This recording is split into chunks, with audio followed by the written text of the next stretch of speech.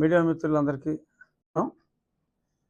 ఎన్నికైన వెంటనే రేపటి నుంచి రేపు సోమవారం నుంచి అన్ని గ్రామాలు మళ్ళీ పర్యటించి ఆ గ్రామాల్లో ఉన్న ప్రజలందరికీ కూడా ప్రతి గ్రామం కొంత సమయం పడుతుంది, ఒక 10 రోజులు పట్టవచ్చు.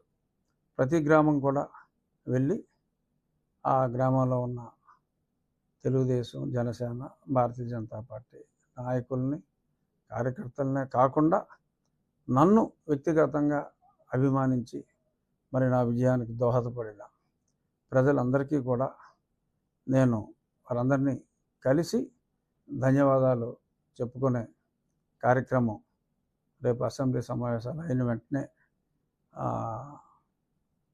నేను మొదలు పెడతాను. సో మీడియా ముఖంగా అందరికీ కూడా ఇది తెలియచేయాలనేది నా ఆకాంక్ష. ఇక మీరు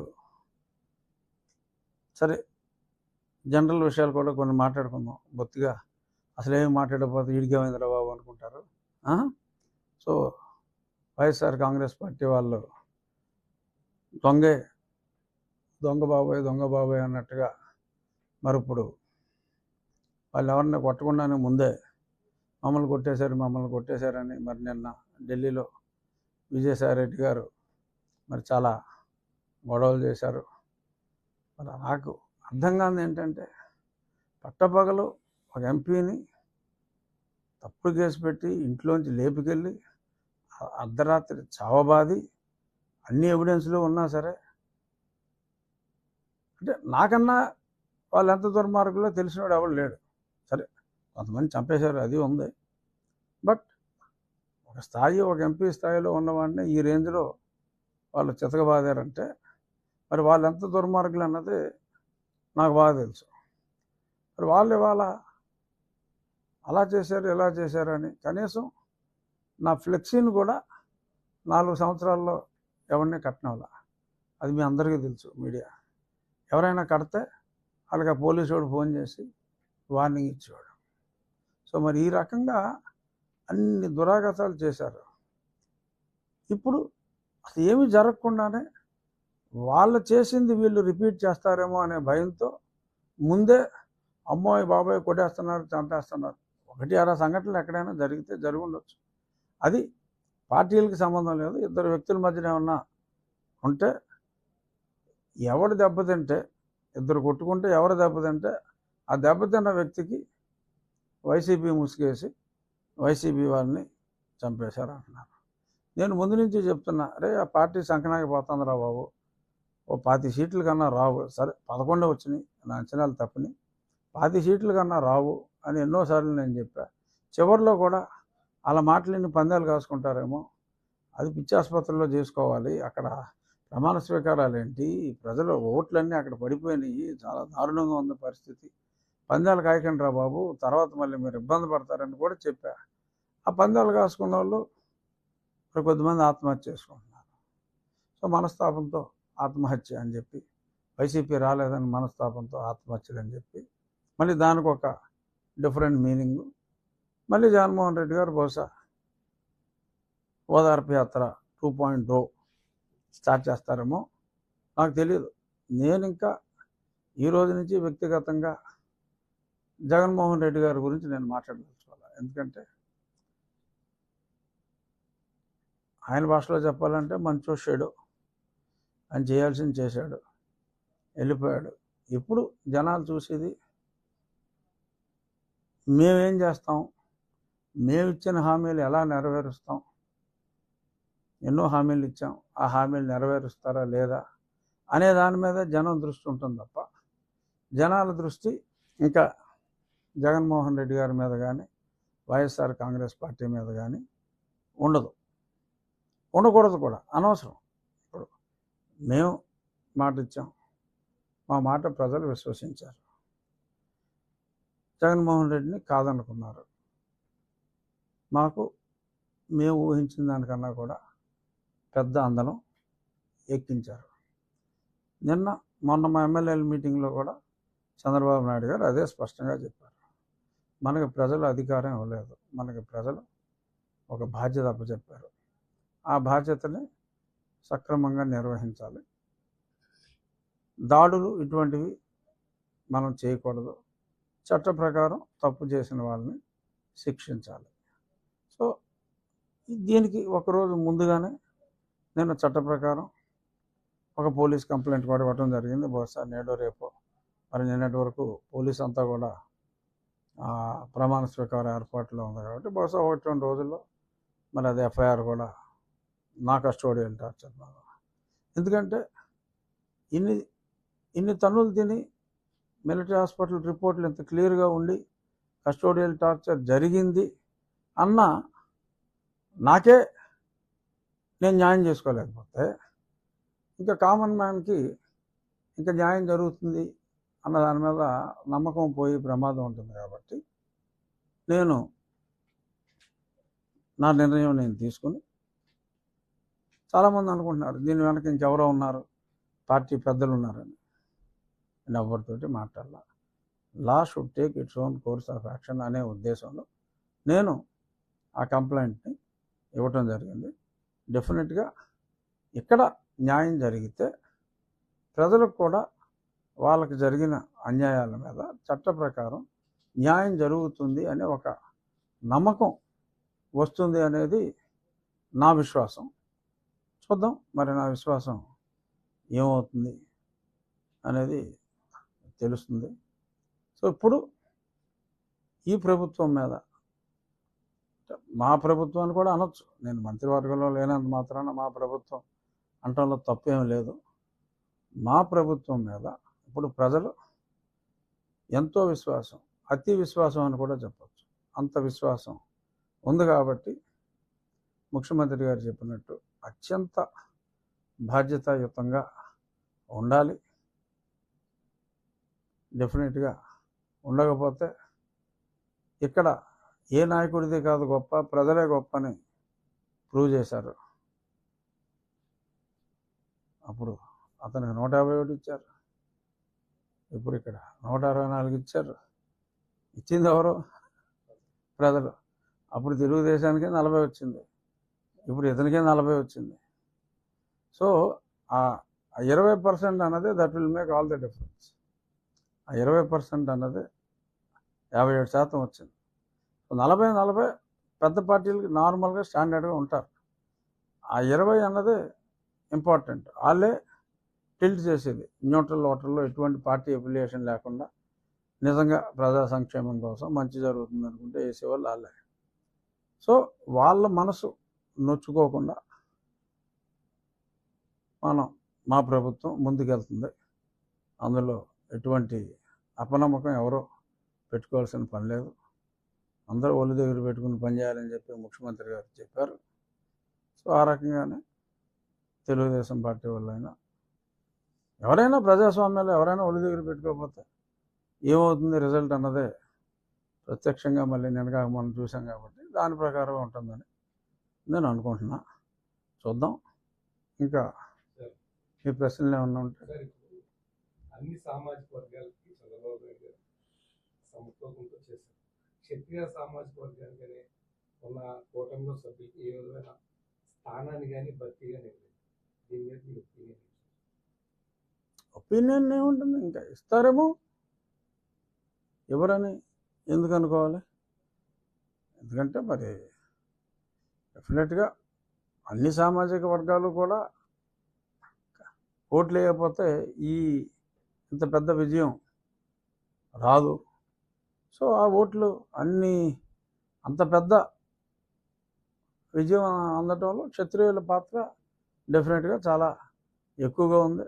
నాకు చెప్పాలి అంటే కనీసం క్షత్రియులు సంఖ్యాబలంగా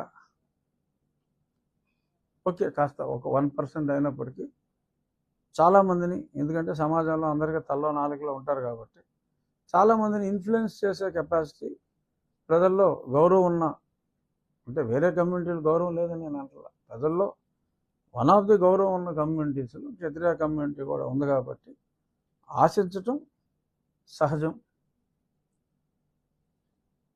ఇంకా టైం ఉంది కాబట్టి ఎవరో ఒక క్షత్రియుడికి, నాకని నేను అంటలా, ఎవరో ఒకరికి ఏదో ఒక పదవి ఇస్తారేమో అని నేనైతే అనుకుంటున్నా.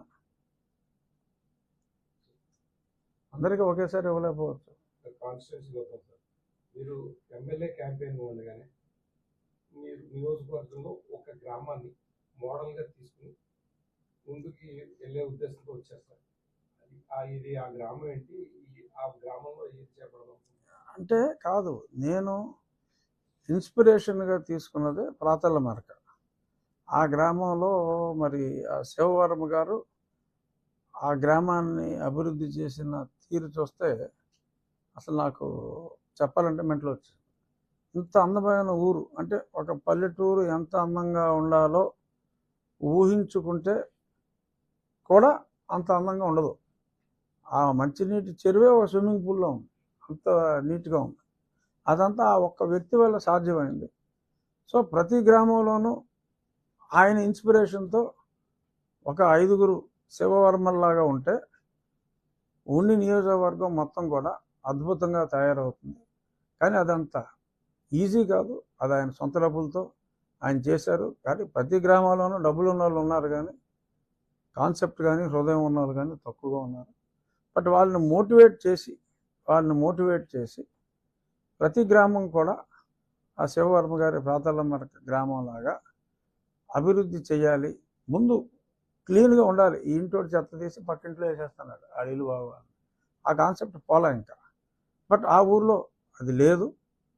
సో ఆ కాన్సెప్ట్తో గ్రామాలన్నీ కూడా అభివృద్ధి జరగాలి. బహుశా మరి గ్రామీణాభివృద్ధి శాఖ పవన్ కళ్యాణ్ గారికి పంచాయతీరాజ్ అని పేపర్లో రూమర్స్. డెఫినెట్గా పవన్ కళ్యాణ్ గారిని నేను రేపు అసెంబ్లీ సమావేశాల్లోనే ఆహ్వానిస్తా. మీరు ఈ ఊరు వచ్చి చూడండి. ఆంధ్రప్రదేశ్లోని ప్రతి గ్రామాన్ని ఈ ఊరు ఇన్స్పిరేషన్గా తీసుకుంటే కొంతలో కొంతైనా మనం చేయగలం అని వారిని నేను అడుగుతాను.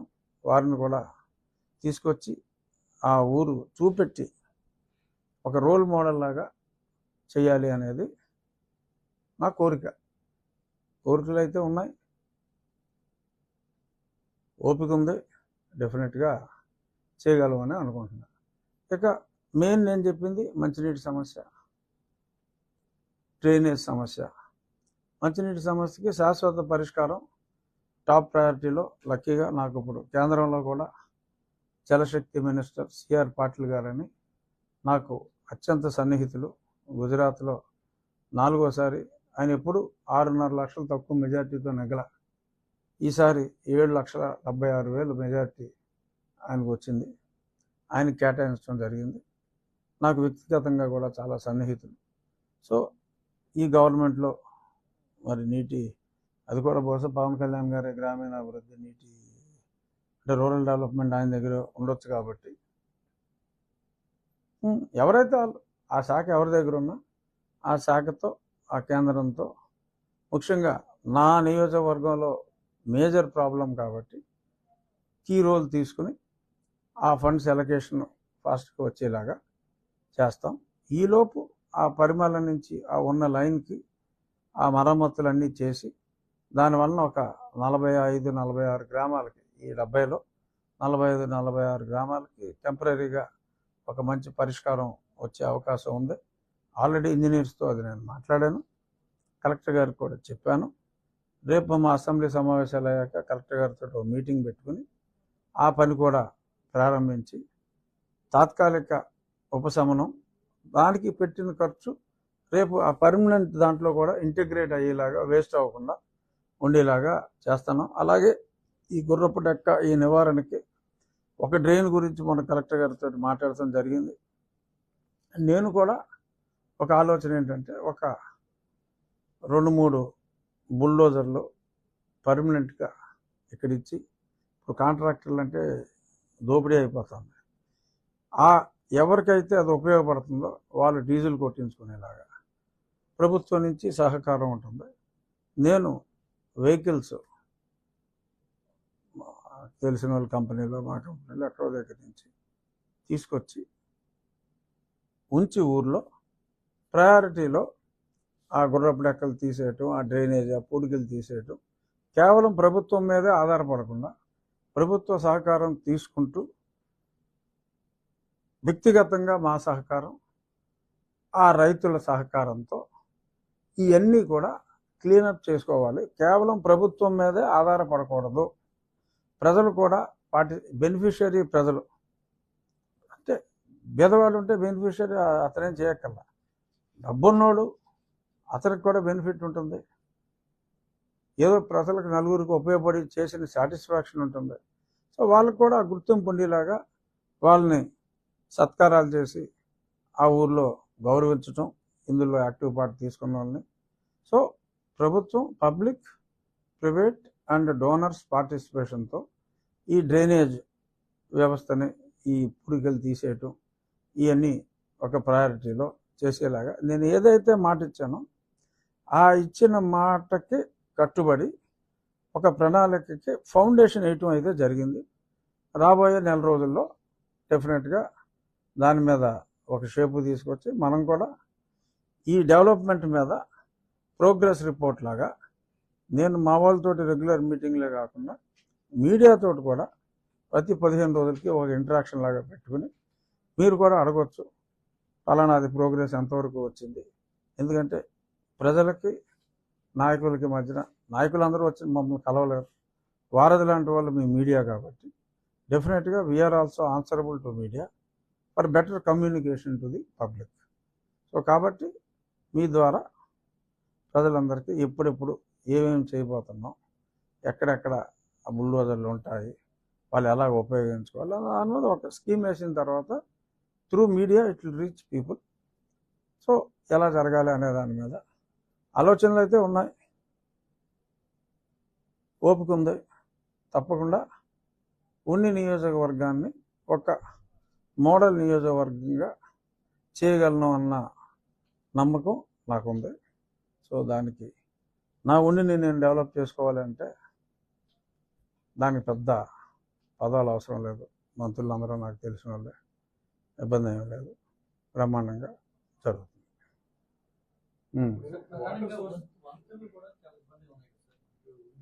ఇది అది మెయిన్ ఈ వంతెన, మా కోపెల్ల వంతెన. అది నేను గతంలోనే వైఎస్ఆర్ గవర్నమెంట్లో ఉన్నప్పుడే క్లియర్ చేయించా. ఇప్పుడు ఆ శాంక్షన్ అలాగే ఉంది. ఆ కాంట్రాక్టర్లు అప్పుడు ఎవరో రాలేదు. ఇప్పుడు ఆ కాంట్రాక్టర్లని మళ్ళీ అది రీటెండర్ పిలిచి, సో అవసరమైతే ఇనీషియల్ ఫండింగ్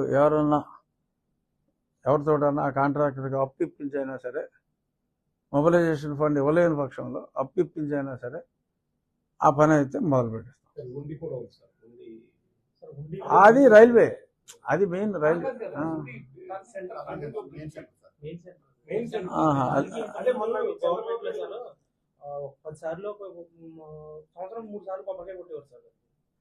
ఆల్రెడీ 30 సార్లు అయిపోయిందా?